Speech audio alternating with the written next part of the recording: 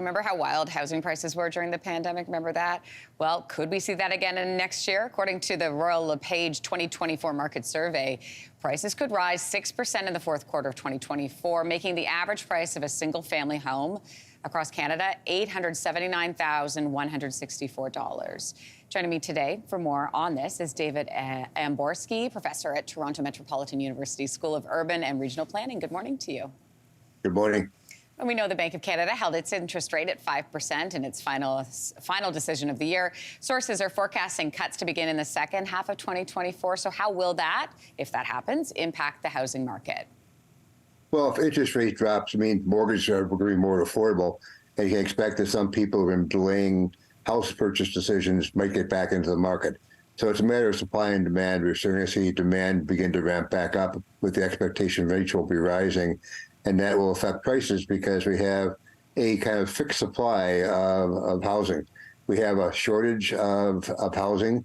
You know, CMHC's indicated we need 3.5 million new housing units by 2030, and the supply hasn't been keeping up during the COVID period either. So demand's increasing, supply is not where it should be, and prices go up. And how high could they go? What are they forecasting? Well, they're forecasting, 6%. It'll vary across different markets across the country. But, I would think it depends on interest rates as a key factor.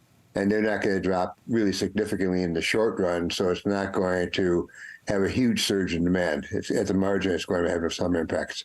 Are we talking more specifically about these sort of rapid increases in urban centers? Well, I think it's going to be more spread across different areas. During COVID, we saw people decentralizing a bit. So we saw not the core areas, but people moving out and opting for larger units and working remotely. I think remote work is here to stay. People are going to come back full time, so it's going to be some remote living.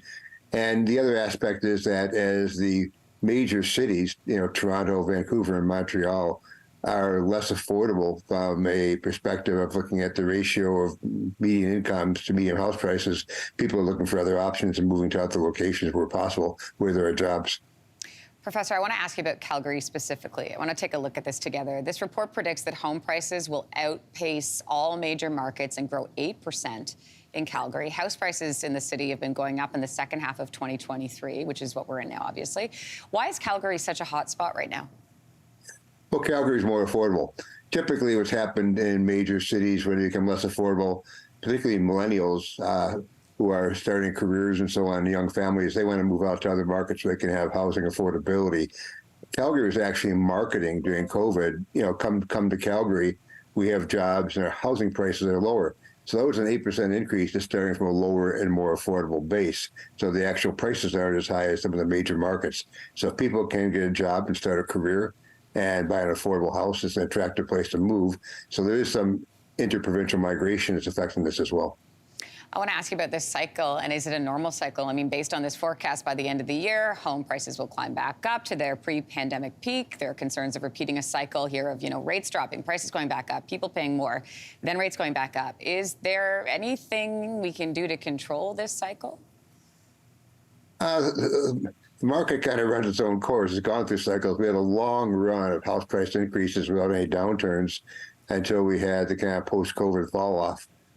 So the cycles are going to be determined by some of the variables such as people's affordability, interest rates, and employment. If people aren't working, then they don't have the money to buy new housing. Mm-hmm. So I think those are the macroeconomic factors that are going to affect this to a large degree.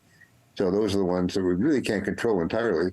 But the federal government tries to, of course, keep interest rates low where possible, but they're kind of trying to fight inflation at the same time, so let them rise. We also have immigration that's driving demand. So there's a lot of variables that come into play, and sometimes different factors affect the different variables. We'll obviously be watching closely. Professor David Amborski, thanks for your time this morning. We appreciate it. Thank you very much as well. Hey, thanks for watching. If you liked this, be sure to subscribe here, or you can check out more Your Morning videos right here.